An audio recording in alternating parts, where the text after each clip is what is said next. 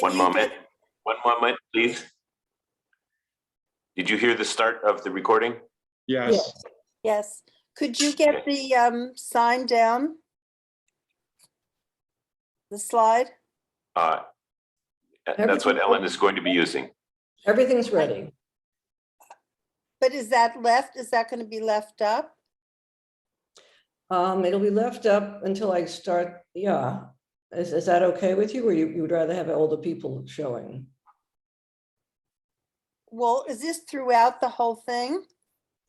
It will Until be- she stops screen sharing. Yes. Yeah, for much of it.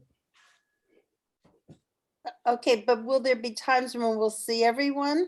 Yes. Yes, because I'm not going to, first of all, I only Okay, so have, in the beginning, can I just talk to people? They can see you. What? They can, Yes? they can see you in speaker Okay. view right next to the slides that are being shared. I could stop the sharing if that, would you like me to do that? I thought it would be nice if you could, and then as soon as I finish, then I'll turn the program over to you, and this will be the program. Okay, I'll do that. Hopefully I can get back where I am. Okay. All right, so you're going to start. Shoshana, I think it's time to start. Okay.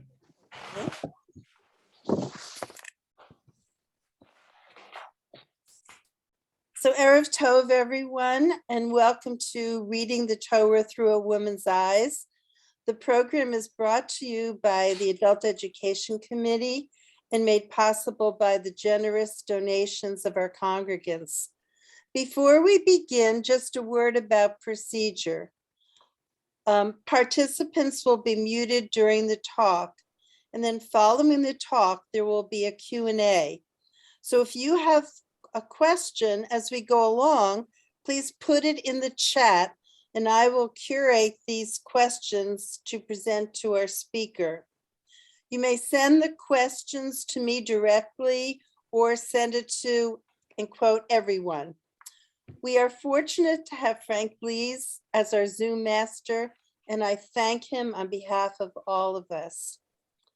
Tonight, I have the honor of introducing Ellen Frankel, whose PhD, by the way, is from Princeton.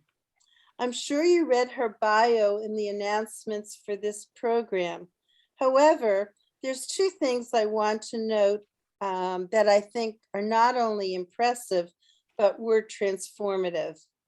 In the early 2000s, Ellen and I were both involved with editing projects for Reclaiming Judaism Press, led by Rabbi Goldie Milgram. And when I read the bio, I just couldn't help but note that this incredible publishing company probably would not have existed if Dr. Frankel had not been the editor-in-chief and CEO of the Jewish Publication Society for 18 years, from 1991 to 2009.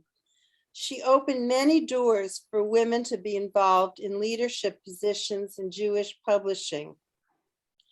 Dr. Frankel is herself the author of 11 books, and they're really all worthy of mention, but I just have time to say a few brief words about two of them. The first is a favorite of mine, The Classic Tales, which is indeed classic. It is a collection of wonderful stories from different periods of our history. It's a resource really like no other, but also a great source of joy for its readers. The second, The 5 Books of Miriam, has opened many eyes to experiencing Torah from a woman's perspective. It has inspired other women to share their scholarship and their creativity, enriching our knowledge and wisdom. Like you, I'm eager to hear our speaker. So without further ado, let me welcome Dr. Ellen Frankel and invite her to begin this evening's talk. Thank you, Shoshana. It's really always great for me to be in Princeton, at least virtually. As Shoshana mentioned, I did my graduate work in Princeton. I met my husband in Princeton, adopted a cat in Princeton, and had many really wonderful memories and long-standing friends who are part of the Jewish community of Princeton. This subject, I've been talking about it, writing about it, and telling stories about it for almost 3 decades, but it's something that I began exploring even as a child. I remember reading stories as a kid, and even then being aware of the gendered language of the stories and the fact that men were always the heroes. So I want to begin tonight's program with a story. This story could have taken place anywhere in Eastern Europe, even in Ukraine, where half of the Hasidic dynasties originated from. There was a shtetl in Eastern Europe, and one day the Tsar's representative came to this shtetl and drafted all the men who were 13 and over to join the Tsar's army, and off they marched.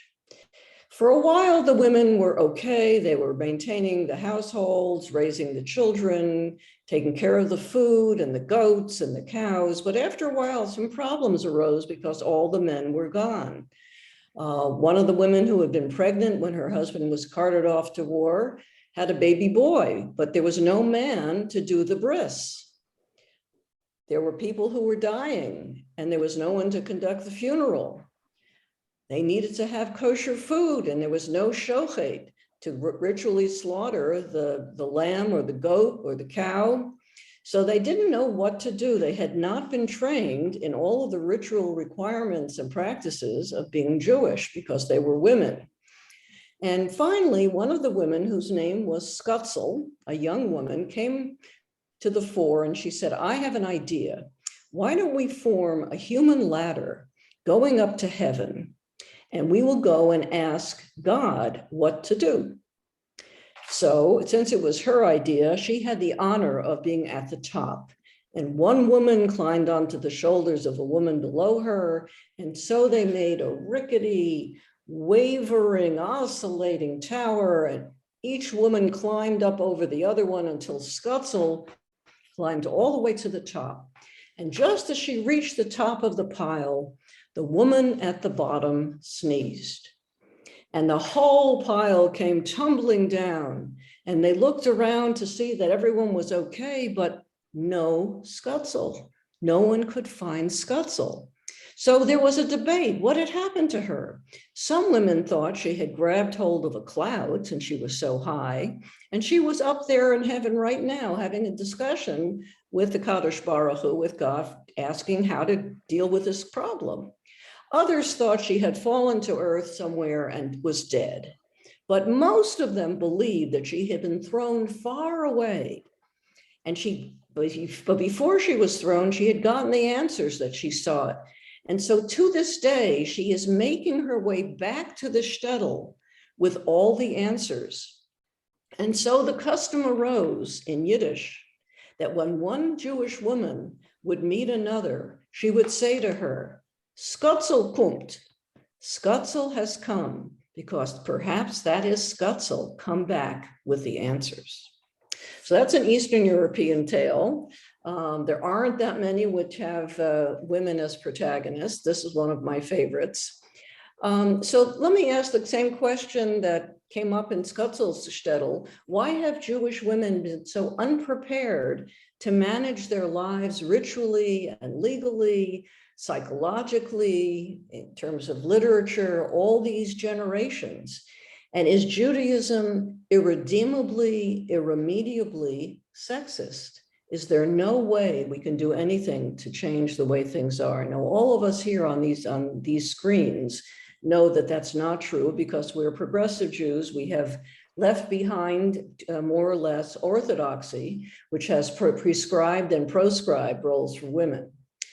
Now, the Torah, of course, is the backbone, is the foundational document of Judaism. So how do we deal with this document and still move forward into more modern times? Do we reject the Torah and throw it away? Some have. Do we reject modernity? Others have done that. Or do we claim the Torah for our own, and using scholarship and creative midrash and reconstruction, update the Torah to take in perspectives that have never yet been considered. We have done that in the last number of generations by looking at how the Torah was woven together out of strands. And we also have archaeology, we have comparative linguistics, we have many ways we have cast new light on the Torah, but the woman's perspective is the latest on the scene to arrive. So before I talk about some characteristics of the Torah and how we can deal with gender, I wanted to ask, what exactly is the Torah to each of us? And what I mean by that is, what authority do we grant the Torah in our lives today? Do we regard it as divine, which has been the Orthodox approach and some rather traditional conservative Jews? Do we regard it instead as divinely inspired, which has been sort of the way the conservative movement has wiggled its way in trying to keep the divine in view? Do we see it as a human document, yet binding on us by its authority? Or do we see it as a literary artifact composed by a human being or human beings, and therefore flawed and not necessarily authoritative? So as I go through this presentation talking about looking at the Torah through a woman's eyes, one thing you might want to ask yourself is, what authority do you grant the Torah? And that will also give you some idea about how much latitude you permit yourself in terms of rewriting, reinterpreting, reviewing the Torah, depending on how much authority it has over your life. So what does it mean to read the Torah through a woman's eyes? What I'm going to do is I'm going to present some teachings focused on the Torah, and then look at Jewish feminism today and what it has done in rethinking the way the Torah works. Taking a woman's perspective usually allows us to bring three sources of knowledge to the ancient text and into our experience. One is feminist archaeology and scholarship. And there are, by this point, we're now in our third or fourth generation of really brilliant women scholars who have brought these questions to graduate school, to their scholarship, to conferences, to their books, asking questions that no one ever asked before, and using techniques and equipment that men have had access to, but not women. So that's the first, is really scholarship. The second is Rabbinic Midrash.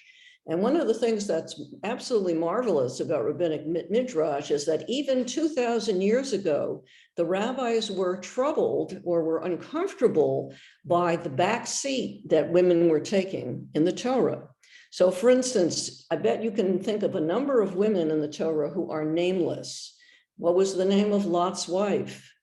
What was the name of Noah's wife? What was the name of Abraham's mother? We know about Terah, but what was his wife's name? What was the name of the woman whose father sacrificed her because he took a vow before going off to war? There are many, many other occasions where a woman is simply called the woman or she. And Rabbinic Midrash has supplied names to every one of these women.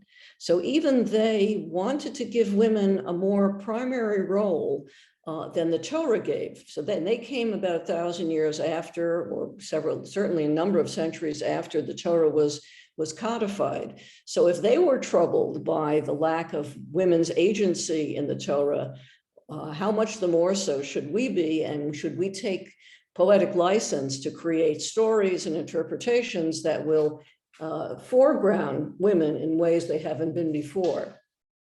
The third source besides scholarship and Rabbinic Midrash is to create our own Midrash, to come up with our own stories, including feminist revisioning. And there has been an explosion of books and stories and storytellers who are creating new ways of understanding stories that in which women are not even acknowledged. You know, what was Rebecca up to when her son went and fooled her husband in getting the birthright from his brother Esau? What was Sarah doing during the Akedah? There are just so many stories left untold, and there have been books. And when I was the editor at JPS, I had the privilege and the joy of introducing New authors like Aviva Zornberg and Jill Hammer and a number of other authors, Rachel Adler, who were creating new interpretations and new midrashim in which women played a key role. And it's amazing that it took so long for this to happen, but now it's happening in earnest. So let me start a little bit by talking about scholarship, which, and again, there's an explosion of biblical scholarship, feminist and otherwise, in trying to understand the Torah, its sources, and where it came from, and how it came to be a single document. You probably all know that in the 18th century, in following after the German scholars of that time, there was a whole movement among Jewish scholars that was called the Wissenschaft movement, which really means a scientific movement. And Jewish scholars, following their Christian colleagues, began bringing techniques of interpretation and of reading, close reading, and of bringing in extra literary sources to try to understand the world out of which the Torah emerged. And that was really the beginning of the break from orthodoxy, because Orthodox, very traditional men were very alarmed at people beginning to pick apart the Torah and saying, well, this is a contradiction, or this is a redundancy, or this is a grammatical error, or there seems to be something missing here, or why do we have two versions of the creation of the world? And that gave rise to what we call the Enlightenment, which happened both in the larger world, but there was a Jewish Enlightenment where the Torah became an object of study, really, for the first time, even though there had been interpreters for centuries, but they drew a line. They only went so far in questioning the divine authority of the Torah. So I want to introduce you to one of my favorite scholars. Her name is Carol Myers, and she wrote a very thin book that came out probably 30 years ago called Discovering Eve. I think she's retired now. She's a Duke, but she spent every summer for decades digging in different biblical sites, different archaeological sites in Israel. And of course, Israel, the Bible took place in the Iron Age. I don't always think about the Bible and the Iron Age together, but in Iron Age Israel, there were houses that were left intact. There were community spaces. There were temples and shrines. And she began to look for evidence of women in these archaeological sites. What did they leave behind? What was their life like? What were they responsible for? How did they worship? Did they worship the same way the men did? And did they worship the same God that the men did? So the first slide I'm going to show, and let's hope that this works. Okay. Okay. Let me see how I begin the screen sharing.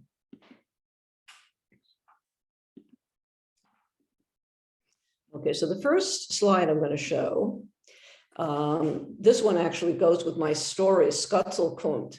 This is, I've never heard of this artist. He was a New Yorker, and this picture is called Yenta Woman Kitchen, Jewish Shtetl, Americana. He lived in the late 19th century and into the last part of the 20th century. And here we have a shtetl woman wearing a babushka, probably making latkes or peeling potatoes, barefoot, while her friends are talking in the background. But I had to look far and wide to find a picture of a woman who wasn't just in the background, that she was actually the subject of the art. So here's the first one I want to show you. Okay, this looks like in some ways like a child's drawing, but what it really is a picture that was found on clay, on a clay bowl, and it was entitled Yahweh and His Asherah. Now, Yahweh, as many of you know, is if you wanted to pronounce the unspeakable, the unpronounceable name of God, spelled Yud-He Vav-He, and you were German, instead of saying, you would say Yahweh or Yahweh, and then that eventually became Jehovah, although there's no J in Hebrew. So this is a picture, and it's not clear, 3 figures, and it's not clear to the scholars that I read who's who, but we do have a picture of probably a king figure in the way foreground on the left, wearing a crown, although it looks like a sombrero with a banana on it. And then next to him is another royal figure wearing a crown. Actually, both of these are male, as you can say, if you look farther down the figures. And then seated on the chair is a female figure, probably at her loom, or doing some sort of weaving. And the quotation, the inscription under this picture is, "I bless you, Yahweh of Samaria and his Asherah." So this is from 800 BCE in Ugaritic. "I bless you by Yahweh of Samaria and his Asherah." Asherah was a Ugaritic, was a Canaanite word for God's consort, for God's wife or queen. And it was a name that stuck around among the Jewish people for many centuries after idol worship was forbidden by the Ten Commandments. There were Asherah shrines, there were Asherah sacred groves for many years, going all the way into the Second Temple period, because people really didn't want to give up having a female goddess as part of the pantheon. Just like if you know that people in Celtic religions held on to their goddesses, and people in Roman and Greek religions had goddesses too. So the Jews did not want to be different. They wanted to have a female consort that went along with God. So this is something that was found in Iron Age Israel. Okay, the next slide I'm going to show you. These are called pillar figurines. As you can see, they're from the waist up. They are very well endowed female figurines. I don't think they're supposed to be wearing caps. I think that is stylized hair that someone is wearing in the figure. These are all female and they're all big breasted, and they all then their torso becomes a pillar with a flat foot, so it can be positioned either on a table, but more likely on the ground. And there are some theories that these were what we might call kitchen goddesses, that people wanted to be sure their house and family was protected from evil. And so, yes, they would go to the temple in Jerusalem 3 times a year for the pilgrimage festivals, and they would bring offerings and do everything they were supposed to do. But there were many months when they weren't near Jerusalem and they couldn't appeal to the God of Israel. And so they had a little shrine in the corner of their kitchen. If they had a sick child or a sick parent, or there was a drought or floods or earthquakes, they had their handy little kitchen god that they could pray to. We have a hint of this practice. If you remember the story when Rachel and Leah and Jacob flee Laban, Rachel takes with her Laban's teraphim.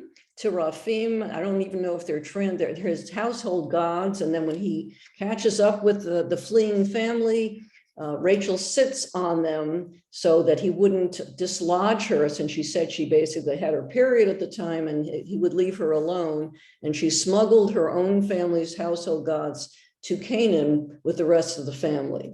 So we already have a sense, and a lot of this stuff has been discovered by women archaeologists who are not afraid to discover this about the women of the ancient world. There were also guilds of women. Women were weavers, they were musicians.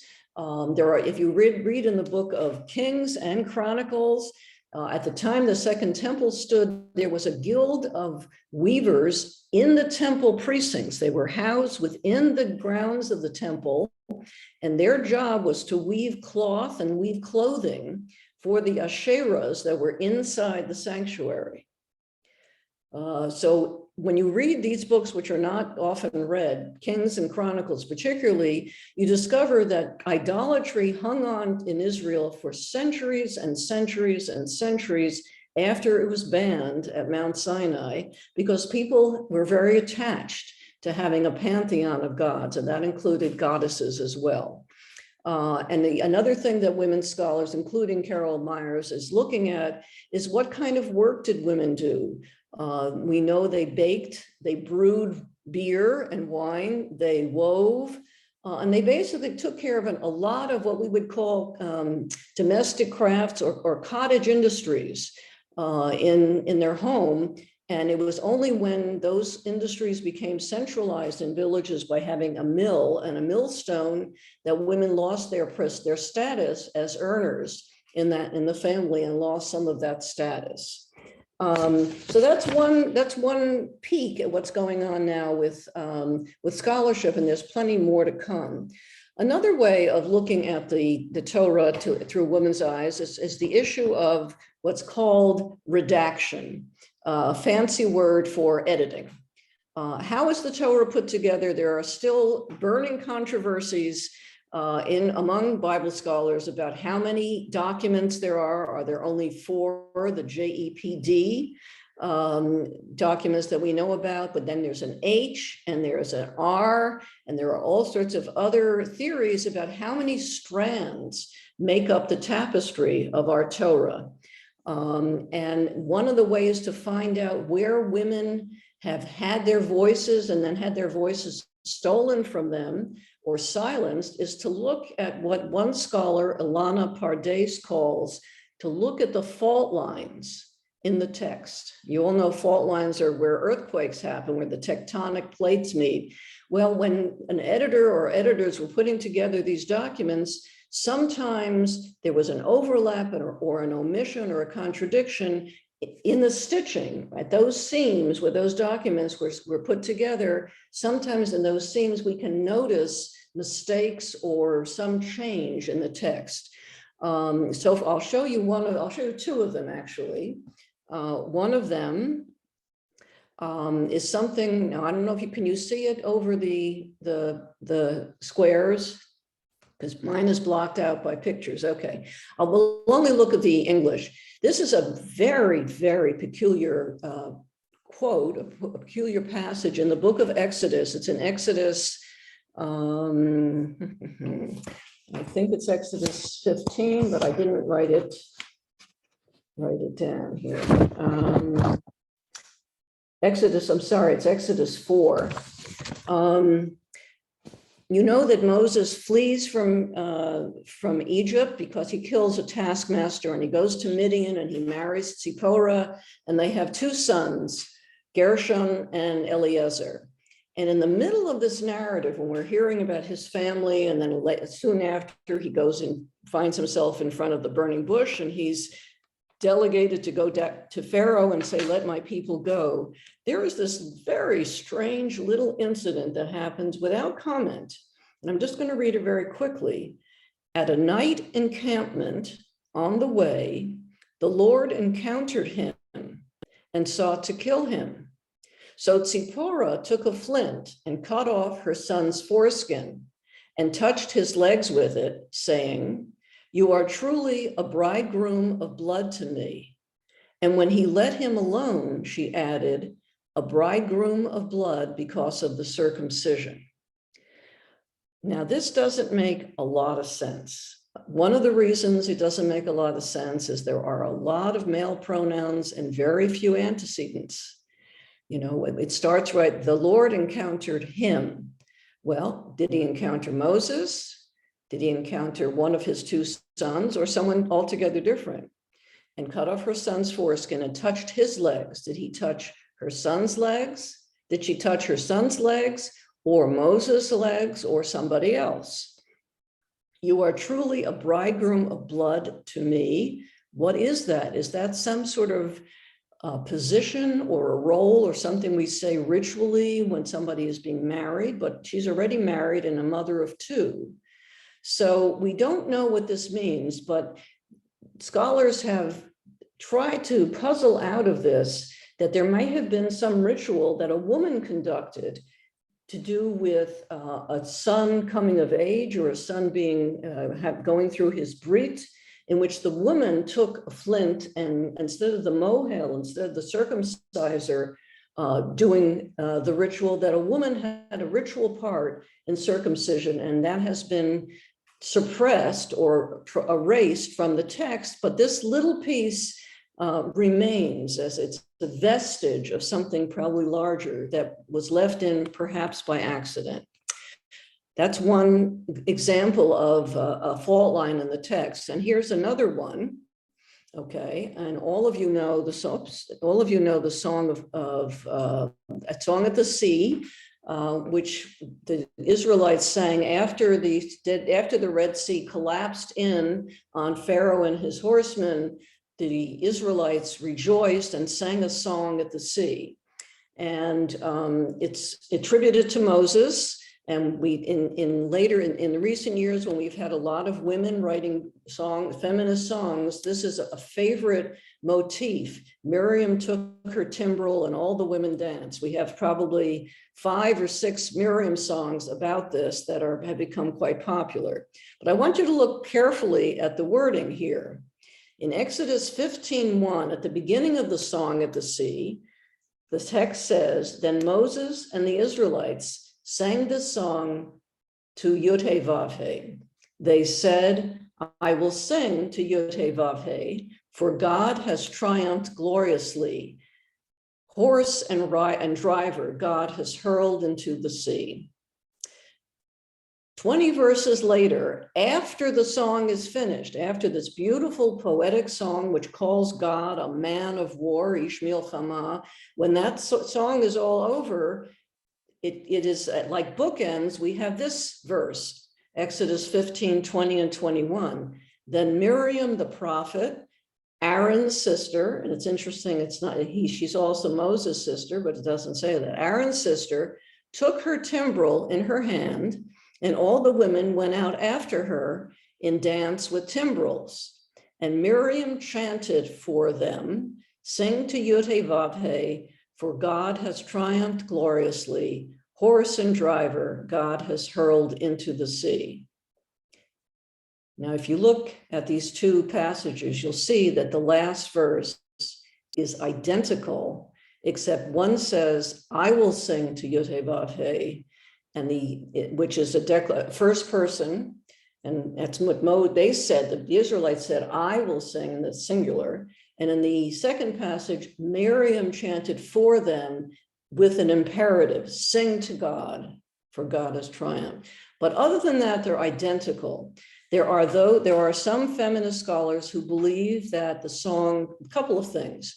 Either the song was written by Miriam, and at some point they changed the attribution and made it written by Moses, or she had her own song, which has been written out of the text. Either way, all we have left of Miriam's song and her dance and her rejoicing with the women is these 2 verses, as opposed to the 19 verses that Moses has. But that's another place when perhaps there was some editing going on and some fault lines in the text. I won't show you in a slide, but another example, when Rebecca and when Isaac is being charged with giving the birthright, the blessing to one of his sons, and he gives it by mistake to Jacob because of Rebecca's conniving, not to Esau. The text says Isaac found, or Esau found favor in Isaac's eyes, but Rachel loved Isaac. So one question is, who is saying that? And how do they know what's inside Rachel's heart? So we have other times when there is a hidden narrator, when the invisible narrator pops up. And that's another place to look for a woman's voice or to look for women's experience, because it's usually suppressed. So let me move on to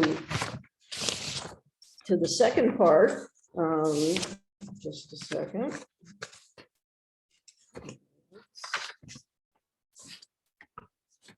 Okay. So one question I have about looking at these fault lines, looking at the editorial changes, and looking at the Torah as an anthology of documents rather than a single speech or a single writing dictated by a single voice, the voice of God. The question is, and this is a rhetorical question, although some of you may want to ask about it or bring up something in the Q&A, is unearthing this material good for the Jews? Is it good that we're discovering that Jews were idol worshipers long after it was forbidden, or that Jews worshiped a goddess in addition to God? Do we lose credibility, certainly among our more traditional religious fellows, if we are looking at the Torah as a flawed document? And they don't do that, and maybe they're saying it's dangerous, and we know better than to start monkeying around with our sacred text. So one rhetorical question is it good for the Jews to maybe not air dirty laundry, but to show all of these hidden seams and changes in the text? Okay, the second thing I want to talk about very briefly is Rabbinic Midrash.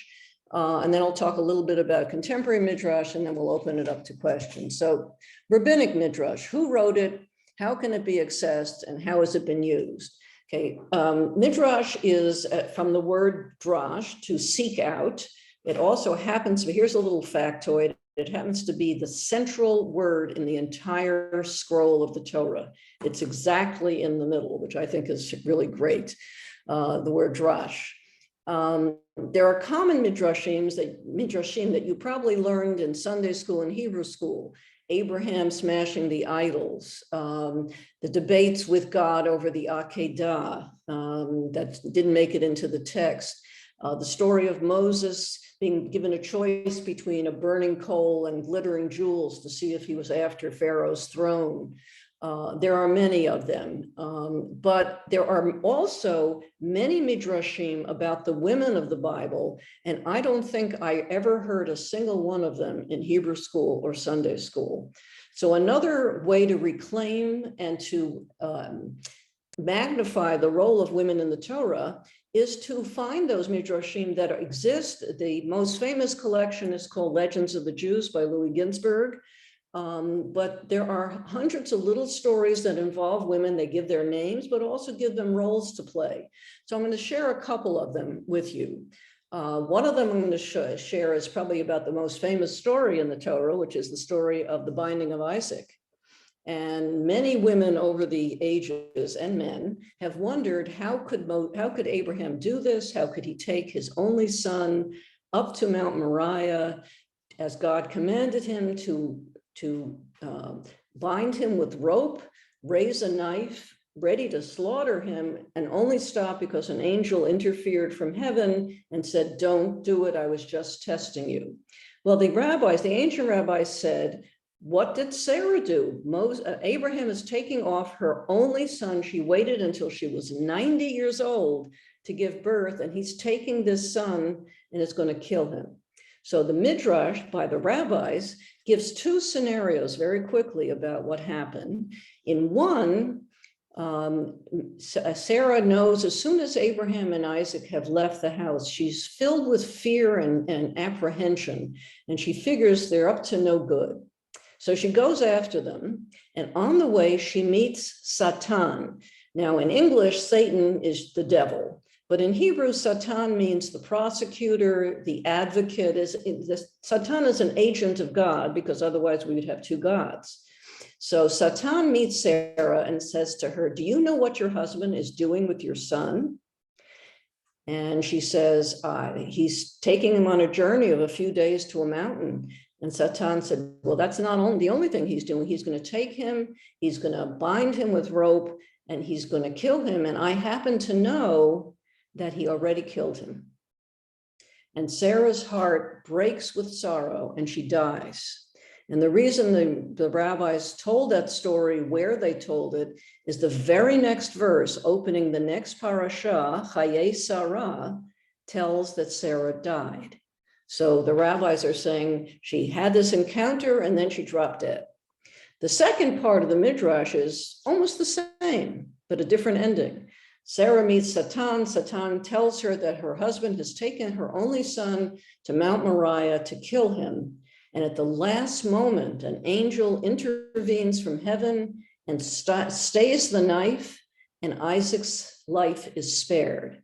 And Sarah's heart fills so full of joy that her heart bursts and she dies. So either way, she dies, and the next parasha begins with Chaye Sarah, that Sarah's years were such and such a number. But that's a story that's in the Midrash, which doesn't get told very often. There are Midrashim about Leah and Rachel. There are Midrashim about Yocheved and Miriam. There are Midrashim about Miriam's well. And then, as I mentioned, they're all the lost names. Noah's wife's name was Naamah. Abraham's mother's name was Amitlai. And Lot's wife, who turned back and turned into a pillar of salt, her name was Edith, which in English is Edith, as in don't turn back, Edith. And that's her name. So let me just now come to the last part of my talk, and that's about contemporary Midrash. So what can we do now in our own time to write, to create, to interpret new ways and new stories in the gaps? And in fact, the way that Midrash happens, and the reason we have Midrash as a Jewish exercise, is because the Torah is a terse document. It's very, very economical, just as Hebrew is an economical language, and that there's a lot of space left over for us to fill in. So why do we need it, and why do we need it now? One of my favorite quotes is from a major scholar in the Reform movement named Jacob Pedikowski. He has passed on, and I had the privilege of working with him before he died, but he was a very prolific writer. In fact, he made sure that he sent me his bibliography that was going to go with the book he wrote, which was 80 pages long. Jacob Pedikowski coined the phrase, the ever-widening holiness franchise. And I'll repeat that, the ever-widening holiness franchise. He said, if you look at Jewish history, you'll notice that first we begin with a few select beings, a few select people, the patriarchs and the matriarchs. But the patriarchs were the first people whom God talked to, whom God gave legacies to and prophecies. And eventually it expanded, the circle of authority went from just those few men to the Levites. And we have Moses and Aaron, the Kohanim, and their family became the Levites. And in the time of the two temples, it was the Levites and the Kohanim who were in charge of sacrifices, who were in charge of the treasury, who were in charge of purity laws. They ran the institution, they ran the people as ritual and religious leaders. But then eventually, as we went into exile after the Romans destroyed the Second Temple, all Jewish men became the heads of their own household. And they were in charge of deciding what the rules were at home. And every community had at least one rabbi, sometimes many, and they were the Mara Da'atra, which means they were the master of the place. They could determine whether a chicken was kosher or not. They could determine what people should do when they had problems with Jewish law. So that franchise that started with a few men, and then Moses and Aaron, and then the Levites, expanded to all Jewish men. So the last piece for us to include, to make it the whole Jewish people and create the absolutely widest holiness franchise, is to include women in all ways, as authorities, as voices, as people who count in Judaism. So I want to end with a couple of stories or a couple of incidents. One is to mention Lilith magazine. And again, those of you who know, Lilith has only been around for about 40 years, I think, maybe a little longer. And by choosing to call the first Jewish feminist journal Lilith, who in Jewish superstition and legend is a demon, was a way for Jewish feminists to transvalue, that's a word that Mordecai Kaplan liked a lot, to transvalue some of the ways we looked at women in the past and turn them on their head. So instead of Lilith being the demon who would prey upon unborn and newborn children and kill them in their cribs, which was the ancient Jewish myth about Lilith, Lilith magazine became the vanguard publication of Jewish feminists, and that she was reinvented for that. Think about Sarah and the role that I mentioned the Midrash about Sarah going after her husband and son. I just want to quote what our daughter Sarah said at her bat mitzvah, which was during the Parsha of Va'era, where Sarah has a role. And she wrote when she was 13 years old, by trying on the voices of the characters in this story, I learned that if God had asked Sarah to sacrifice Isaac, she would not have. And maybe God knew that, so he didn't ask her. Okay, so our children are picking up maybe where we had to come to feminism as adults. Our children now consider it very natural, very normal, very healthy to have feminist midrash alongside traditional midrash. I want to read to you a couple of voices from my book, The 5 Books of Miriam, and then just say one small thing about a new movement or a new organization that has just begun called Beit Torata, and then I'll open it up to questions. So when I was writing The 5 Books of Miriam, it went through 3 phases. The first phase is I sent out a call to every Jewish woman I knew, or even a friend of a friend, and I said, send me midrashim, send me new interpretations of old stories, and I'll make an anthology. And what happened was I got many stories about Genesis, many stories about the first half of Exodus, nothing about Leviticus, and almost nothing about Numbers and Deuteronomy. So that was going to be an uneven book, and I had to do something else. So then I wrote a commentary in my own voice. And when I finished, I sent it to my editor, who said it was kind of dull. And then the third version, which came to me somewhat miraculously with help from my husband, I decided that I had many different opinions about the Torah, that I had many different stances, that sometimes I found the Torah inspiring, and sometimes I found it infuriating. Sometimes I agreed with something, and other times I didn't. Sometimes I was very traditional, and other times revolutionary. So I decided I would have a dialogue, and it turns out that it was a dialogue among 18 voices talking about the Torah, representing all the different attitudes people bring to the document. It could be within one person, or it could be within a community. So let me read just a couple, just introducing some of the voices in my book. The first is our bubbies. We teach the hard-won lessons of those who have lived long and seen it all. We have a proverb for every occasion, indispensable words to the wise. Our children and our children's children have schlepped us across the face of the earth, and we've always made the best of our lot.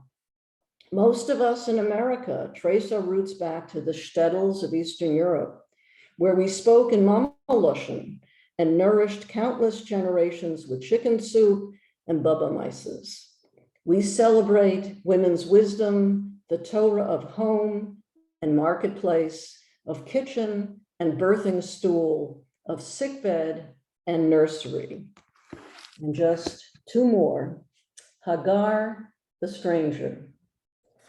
I am the outsider, the alien, the rejected one. My name speaks my fate. Hejira, the wanderer. Hagerah, the stranger. Hagrusha, the one who has been driven away. At my mistress Sarah's command, I lent my womb to Abraham, to sire and heir. At her command, he banished me and my son from his camp. I am Israel's perpetual shadow, Egyptian, Canaanite, Arab. Ishmael's son still snap at Isaac's heels. His daughter's daughters still tempt Jacob's sons. From outside my master's tent, I see his world quite differently. I have learned to see clearly in the desert's glare. And finally, I want to read Dinah, the wounded one. Hard is the fortune of all womankind. I am the voice of the victim, the one who is expendable. Unlike my 12 brothers who learned the destinies of their names, I received just a name, unadorned. Only later did I learn the significance of my name, Dina, the one who is judged. I speak for all those who have been silenced by violence, by neglect, by abuse, by disdain. I remind all those in power that they stand upon the shifting sands of my weakness. I reassure the weak that they ride upon the strong hips of God. Mine is a still small voice, but it echoes through the ages. So those are just 3 of the 18 voices. I also have our rabbis and our mothers and our daughters and Lilith and Esther and a whole bunch of other voices, each one an archetype of a role played in the Torah. I realized I forgot one slide. So before I end with Beit Torah, I want to show you that last slide that I found. It's so delightful. This is a slide. Oh, just a second. And I can't see below the screen what the name is. I forgot Pat. Can somebody read that? I don't know if you see that. Pat Bell, I don't remember her name. I'm sorry. I did put it underneath the picture. It's Pat B. Allen. Oh, Pat Allen. Thank you. Pat Allen grew up in West Orange, New Jersey, converted to Judaism, and has started painting Midrashic paintings. And what I love about this one, this is the Akedah, unlike you've ever seen it before. We have the ram with his shofarot here. We have a servant carrying, I don't know, lambs in the back. I'm not sure what he's doing. We have poor little Isaac all naked and bunched up on the altar. Then we have Abraham with this very large knife ready to chop off his head. We have the angel who looks much more like a devil than an angel, very devilish little imp, looks like more like an imp. And then we have Sarah, who looks like a figure from a Chagall painting, floating through the air. And it's she who is going to stop the needless sacrifice and is going to intervene and save her son. So I thought that was a wonderful image to carry away with you. Okay, that's it for the sharing. I'm going to stop the sharing because we're going to go back now to all of us. So the last thing I wanted to mention before we open it up to questions is many of you probably read in, I believe it was in the forward or in tablet, I don't remember exactly which one. There was an effort by 2 Israeli women to take the whole Torah and to render the entire thing gender reversed, so that not only would God not be a he or a she, but God would not be Jehovah, but Jehovah. Moshe would not be a male leader, but would be Moshe, a female leader. And every person who is male in the Torah has now been, his name has been changed to a female name. Every female in the Torah, her name has been changed to a male name. The verbs are all changed. The incidents are all changed. It's a radical experiment. Some of us here did spend an evening going through some samples of what Beit Torah did. And if you want to, there's a website called Beit Torah, BeitToratah.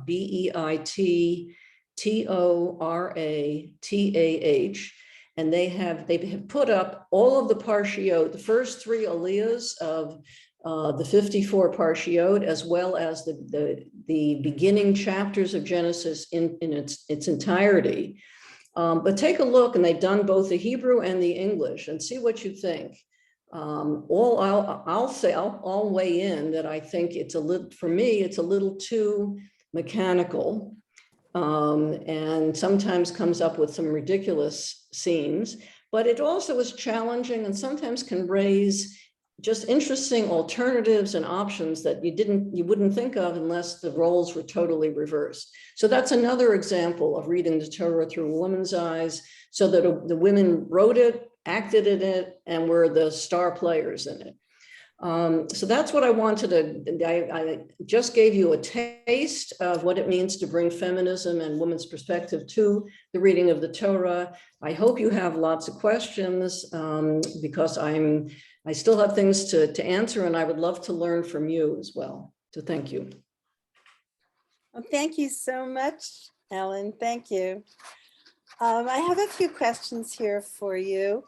A number of people wrote to me and they wanted to know more about how we know the names of these female characters in the Bible. Okay, very simply, they were made up. The names are in the, just by a show of hands, how many of you are familiar with a collection called The Legends of the Jews? Is that something that is in your library or that you've heard of? Okay, not a lot of you. In the early 20th century, a monumental scholar named Louis Ginsburg decided he would collect all the stories about biblical characters that were scattered in hundreds of scrolls, manuscripts, books, and covered 1,000 years, but they're all over the place and they weren't in any chronological order.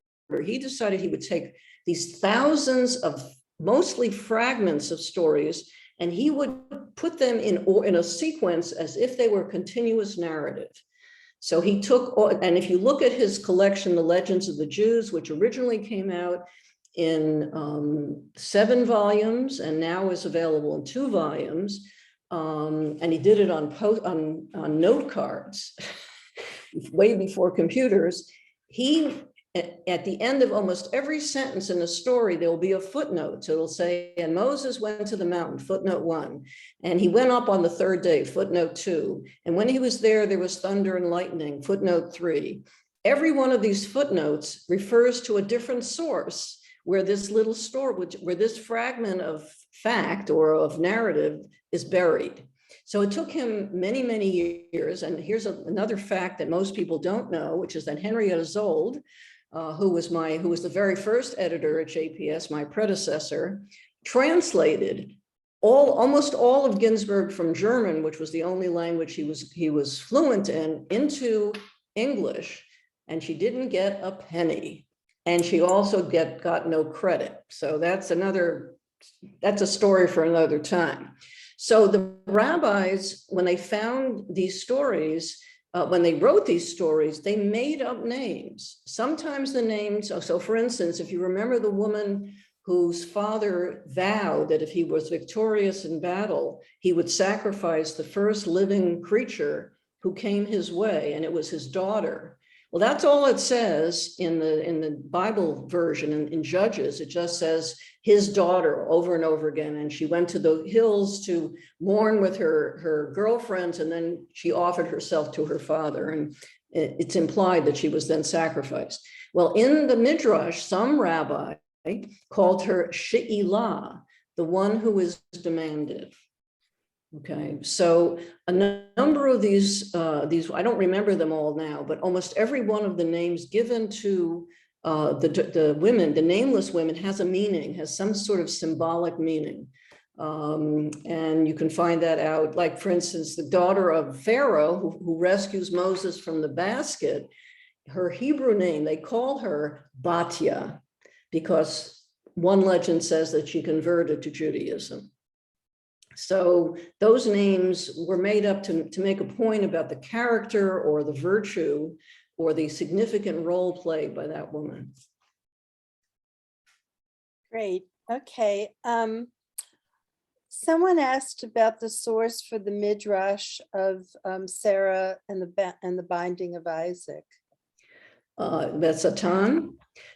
I don't have the exact source. You can find it easily in Louis Ginsburg, and there also are smaller collections that don't have thousands of tales, but just small collections of tales. And the thing about Midrash is that it was a form of literature that was begun probably around the year 0, probably when the rabbinic movement was beginning to take form and to take on energy. And after a while, these midrashim, these interpretive stories were told orally. People would love them and then pass them on. And after a while, there were so many that they started to get collected. So the biggest and oldest collection is called Midrash Rabbah, the big Midrash, and there's a book for the 5 books of the Torah, but they didn't stop. You know, Jews don't stop when just because a book is edited and put between covers, they never stop. We go on writing. So after those Midrashim, there were more Midrashim, and they were then collected in other anthologies. There are Sephardi Midrashim and there are Ashkenazi Midrashim. There are Ethiopian tales about some of the characters that were told off in Ethiopia, which was isolated from the rest of the people. So the source of that particular story about Sarah and Satan is an early Midrash, and I don't remember if it's in Midrash Rabbah or another early Midrash. Someone asked me about this story, you know, what was the story about the daughter who was sacrificed? And you've already mentioned just now that it was Yitzchak's daughter.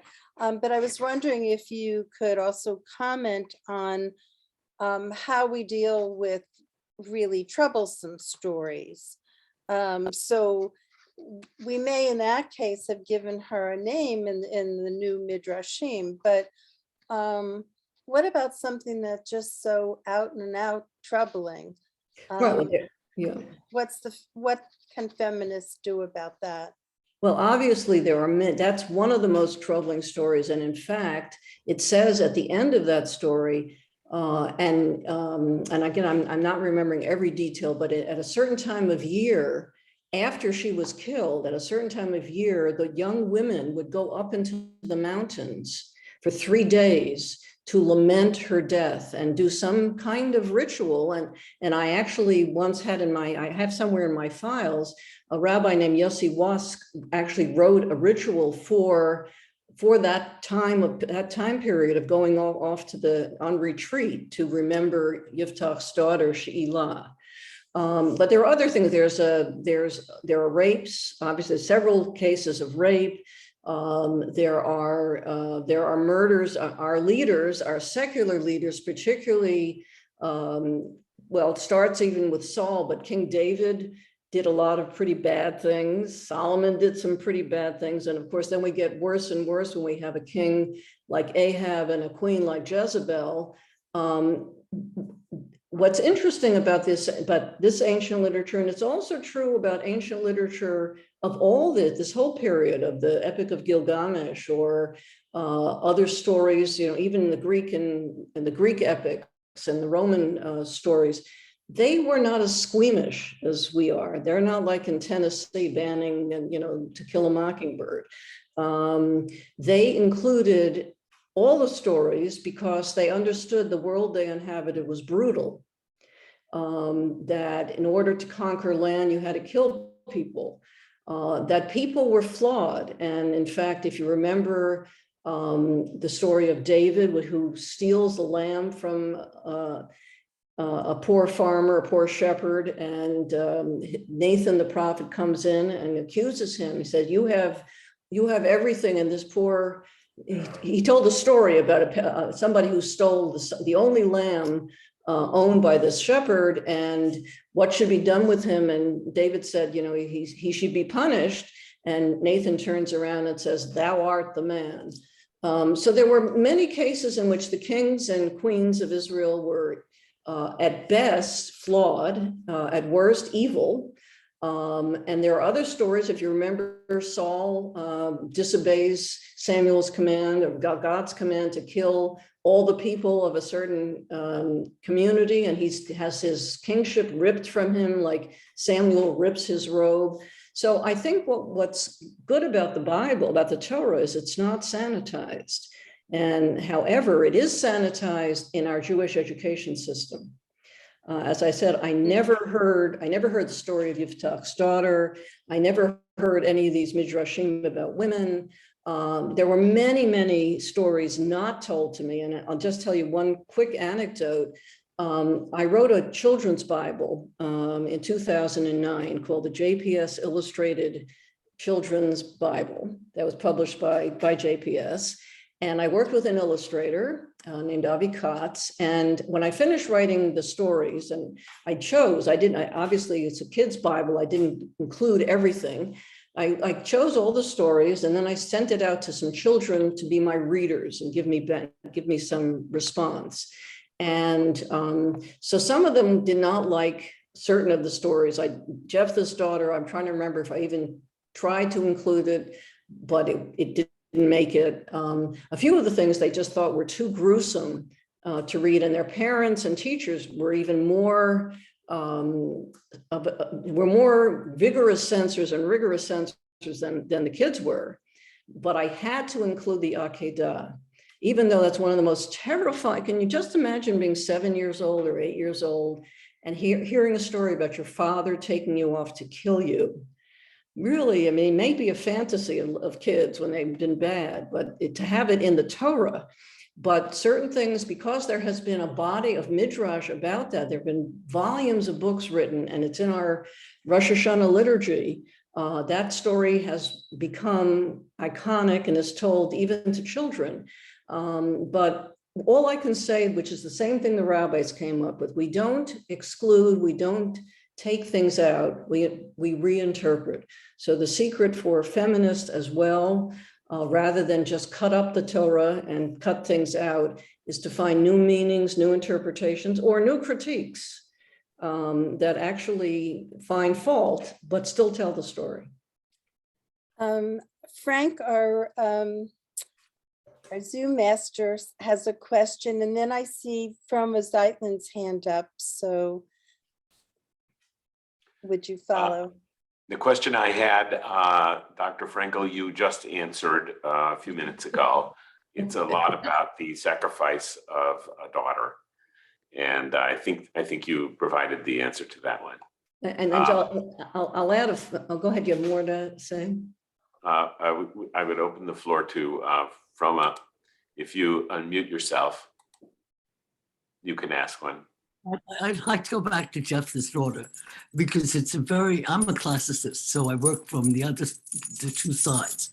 And what I really very interesting, besides the fact that Yiftach means he will open, and it can be explained as a puberty rite, and that it's somehow, that's why she goes to mourn her virginity, she goes to her betulot, and which is very interesting. But even on the other side, there is a story in Greek epic of Idomeneus, who was the king of Crete. And he made the same promise, but it was his son who came out to meet him, not his daughter. And so it seems to me very interesting in terms of the gender between those two stories. I don't know that anyone's fully been able to connect them, but again, somewhere in the background is obviously between father and offspring, and something about maturing and maturity. I think you're right on the mark, and I think there are scholars now looking at Greek epic, Greek literature. Now, Homer was probably 8th century. Is that what the? Yes. Okay, so the Iliad and the Odyssey were contemporary with many of the Bible incidents. With obviously the kingdom of David is dated about 1000 BCE. So by 800, we've had a corrupt monarchy. We've had a lot of very disturbing stories. We've had lots of narratives, and they're not that far away. Israel and Greece are not that far away. The Phoenicians were great seafaring people. It's very likely that these two civilizations met each other, borrowed from each other, took motifs. And that's why, for instance, some people think the book of Esther was borrowed from Persian literature and was a fairy tale from its very beginning. One of the things that opened up Bible criticism and Bible scholarship in the Enlightenment was scholars all of a sudden looking at all of the other countries, all the other cultures that were around the Jews, the Babylonians, the Akkadians, the Ugarit, the Egyptians. They all had great literature, and it's very possible, and in fact likely, that Jews knew this literature. They were translators, they were traders. So there probably is much more influence than we think. And of course, if you even look in the story of the Exodus and Pharaoh is not a Jewish, not a Hebrew name. And of course, the city of Ramses is probably also an Egyptian word. So there was borrowing back and forth. It wasn't just an isolated people. I think one of the things very interesting also is that the story of the beauty contest and the queen and all that turns up in a later Greek novel about the first century of this era. Let me just go back to Idomeneus, because the reaction is completely different. That he does sacrifice his son. He has to do it in order to get home and Poseidon, and the gods are angry with him and they send a plague and they have to send him into exile. So here we have two completely different endings. And unfortunately, this is the kind of, we don't have an epic story of Idomeneus. He crops up here and there and the other, but the similarity between those two stories has always fascinated me, as well as the outcome. And there are those who say, if you look at Grimm's fairy tales, that the tales of, particularly of Snow White, also was probably a puberty ritual, that she ate the red apple and she fell into a sleep, and she was a virginal creature, and then she gets awakened by a kiss. That probably is a working through of puberty and adolescence as well. So, I mean, if you look at, there is something that was created a century ago by two Scandinavian folklorists, Stith Thompson, and I'm forgetting the other one's name. It's called the Folklore Motif Index. And someone can help.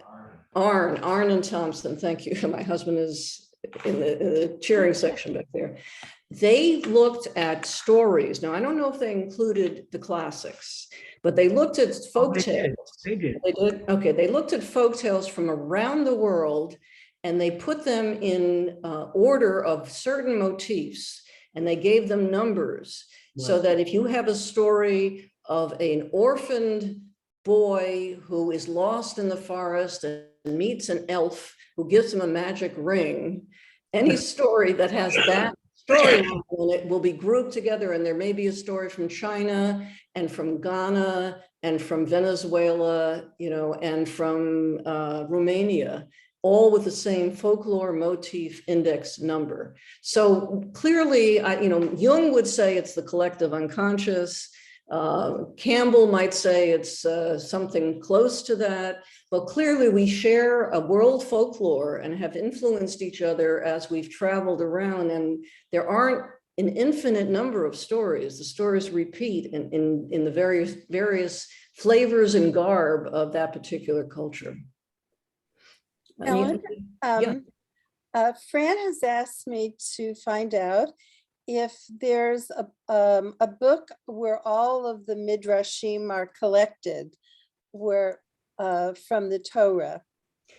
Well, the closest you can come is to Louis Ginsburg's Legends of the Jews, which happens to be published by JPS. And that was a project under my tenure when I took the 7 volumes and condensed it to 2. The index alone takes up a huge amount of time, of space.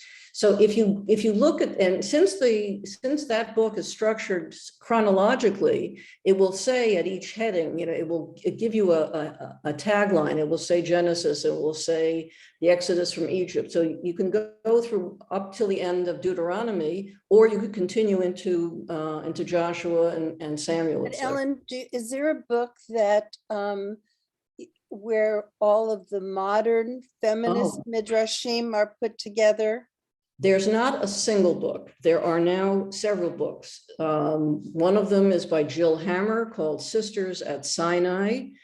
And Ellen, maybe I was also going to suggest if you email them to me, I'll send them to our chair, Moshe and Freddie, and maybe we'll get them out to people who register. Okay, I'll give you a short bibliography. Okay, so you said Jill Hammer. And who else would you recommend? It's not going to come to me off the top of my head. I will have to look at most publishers have put out, most Jewish publishers have put out a collection of feminist midrash. Arthur Wasco and his wife, Phyllis Berman, have done some feminist midrash together. I think they did a couple of volumes. There is really a lot. And I also wrote a midrash for a book called Learn Torah With, and it has Divrei Torah from just numerous different people for each parsha, but and then so I think throughout the book, the ones written by women tend to be feminist midrashim or interpretations of that. So that book's called Learn Torah With. I think Right. Stuart Kelman and Joel Luria were the A wonderful the editors. collection is on the Book of Ruth called Reading Ruth. Oh, yes, that's a wonderful book. Yeah. It it has all different points of view, and it's really a kind of confrontation of the self with the book. That's by Judith Cates. Yes, and they're really wonderful. A number of my friends are in that, and they're very good. Yeah. Maybe if there's other people out there who happen to have read a book of Midrashim, email me also, and we'll put a list together for everyone. Yeah, and it is, as Shoshana mentioned at the very beginning, 30 years ago, there was virtually nothing around. And now there is just really a treasury of such books, and they keep getting written. And a lot of them, you'll find a lot, if you actually Google online, you'll often find just a free floating story that's not been published in a book or maybe in a blog or maybe on someone's website. But people who are now feminists who are giving Divrei Torah will often do it in the form of a midrash. There is also bibliodrama, which is a way of performing a parsha by taking different roles, and that's a form of midrash, and that often nowadays has a feminist twist to it. Another question for you would be, in the very beginning, you talked about the sort of feeling guilty or the dirty laundry, et cetera, et cetera. But shouldn't we feel exhilarated that now, half of the Jewish population is contributing to scholarship and interpretation, and it should be really a time for rejoicing? Well, sure. I mean, obviously, all of us who are non-Orthodox, I mean, I don't know if anyone here is, but those of us who are non-Orthodox do rejoice in the freedom we have permitted ourselves to look at the Torah and look both for its flaws and its wisdom, to discover places where Midrash is asking. In fact, Herbie, I'm going to ask your help again. There is a collection, Darsheni, that's a collection in Hebrew written by women rabbis in Israel and teachers called Darsheni, which means interpret me, as if the Torah is saying to us, interpret me, I'm waiting. But there are so many places, because the Torah was preserved and copied faithfully and really revered, mistakes crept in, but the mistakes were carried on too, because who was going to dare to correct a mistake? Maybe it wasn't a mistake. So we have a document that evolved over a millennium, and it would be the equivalent of putting in one book Beowulf, Chaucer, Shakespeare, and let's see, who can we come up with? Margaret Atwood. I'll throw her out. All in one volume, as if it was all written at the same time. So the Torah and the Bible itself is an anthology of hundreds of many, many generations with different views, different theologies, and there are going to be things that don't mesh. And that is always our occasion for Darsheni, interpret me. Well, we just have a few minutes more, but There are two questions. I see Edna's hand. Frank, do you have a question? Yes, I have one. Okay. Edna's hand was up first, and then I'll Okay. ask this last. And then if there's anyone else, I'll just look through and see if there's anyone else who wishes to speak. We have about 7 more minutes. Edna, please. Edna, you have to unmute. Can somebody unmute her? Frank, can you unmute She has her? to do it. Oh, Edna, you have to unmute. You know Okay, how to, yeah, Okay. I have kind Merhaba. okay, hi. Following this interesting presentation, it's weird that it's the first time I even think to ask the question I'm about to ask. okay. So it might sound kind of out of place or maybe, but my question is, at the time of the Midrash Rabbah or the Talmud or the area post-biblical area, do we know of any women voices that maybe were suppressed or hidden, and now with research and trying to unveil all kinds of sources, you find maybe women voices trying to be, you know, sounded like the rabbis on those times, or to give interpretation, or to read the Midrash? In other words, do we know any women hidden names or activities in that area that were supposed to be influential but were silenced? Let's put it this way. We have hints. We have, you know, we have a remez here and there.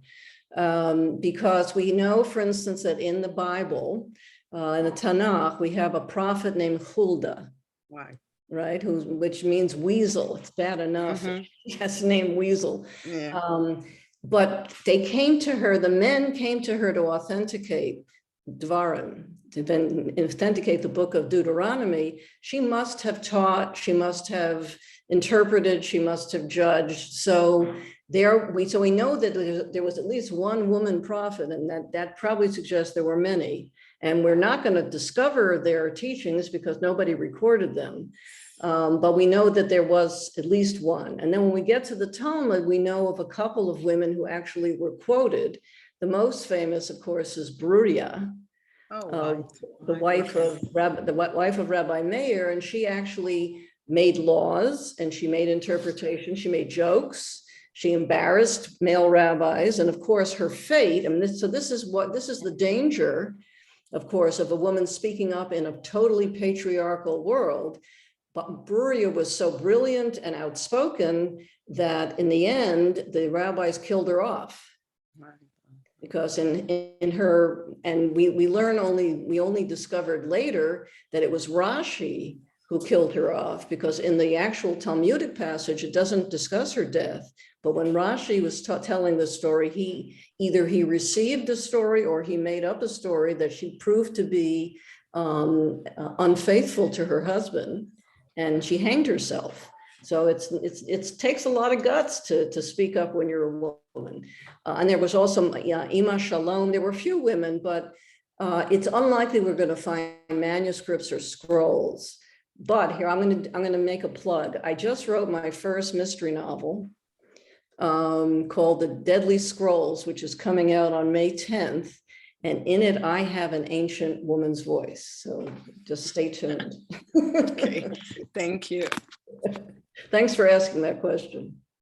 Hey, Shoshana, can I get one more in? Oh, please, yes. We have just enough time. Okay, Dr. Frankel, we had a questioner ask what the attitude of Orthodox people, or maybe Orthodox scholars, are towards feminist interpretation of the Bible. Or do they ignore it, or do they find it blasphemous? It's a great question. I did get some criticism and reviews when my book was published as being, you know, something that I shouldn't have been doing, but I also got a fair amount of appreciation. As long as I didn't declare outright that the Torah is completely a man-made artifact, you know, not worthy of our compliance or our respect, which I didn't. In fact, that's why I put in my book, that's why I put the rabbis teach.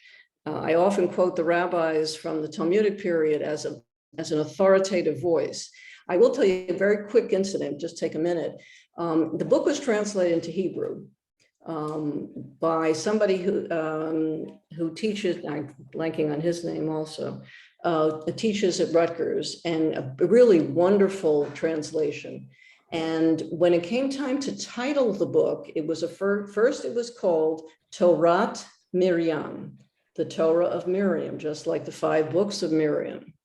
And I saw the jacket with that, and it was copy edited, it was proofread, it was ready to go to press. And Amoved, which is a pretty traditional publisher of Jewish classics and sort of fine literature, at the last minute chickened out and changed the name to Midrash Miriam. So it was only an interpretation rather than the Torah, rather than the teaching of Miriam, it was the Midrash of Miriam. So they took her down a peg. So I would say that this is very threatening, although on the other hand, there are women who are modern Orthodox women, particularly in Jerusalem, some of them associated with the Hartman Institute, and other institutes of Jewish women's yeshivas who are writing midrashim, because the rabbis wrote midrashim too. So it's not quite the same as a feminist critique, but it is offering expansion of the Torah. Well, we do have to close. I thank you so very much, A lot of Dr. fun. Frankel. It just has been so informative, and really, it was so beautiful. Thank you. Well, thank you, and I will send that bibliography. Great. And keep I looking for cracks in the sidewalk. will do. So I invite anyone else, if you have a book to suggest, to email it to me. Don't put it in the chat now, because that's going to close. But then we'll get out a list to everyone. But I do have 2 very important announcements to make. Our Jewish Center Goes Global series continues this Sunday at noon with Rabbi Gisa Ederberg from Berlin, who will speak about Jewish life in Germany, past and present. And then also the Adult Education Committee is proud to announce that world-renowned Bible translator and Judaic studies scholar, and I have to add, my college professor maybe 61 years ago, and that would be, of course, Professor Robert Alter of UC Berkeley, and he'll be speaking on the challenges of translating the Bible, and that will be on Wednesday, March 30th at 7:30. So I hope to see you there, and shalom to everyone. Laila Tov. Laila Tov. Thank you very much. It was terrific. Thank you again, Frank. Oh, you're entirely welcome. You did a great job. Thank you very much. I appreciate the curation of the questions. I thought they were good questions too. For those of you who are still here, I thought this was really nice. Is Dr. Frankel still here? No. I think he left. What is your email address, Shoshana? Shoshana, Shoshana, M as in Miriam, Silberman, SILB as in boy, ERMAN, @gmail.com. All one word, Shoshana M. Yes, Shoshana M. Silberman @gmail.com. Silberman, with a B. With a B, the Dagesh. Okay, I'm stopping the recording now, Shoshana. Sure. Moshe, anything else you want to add?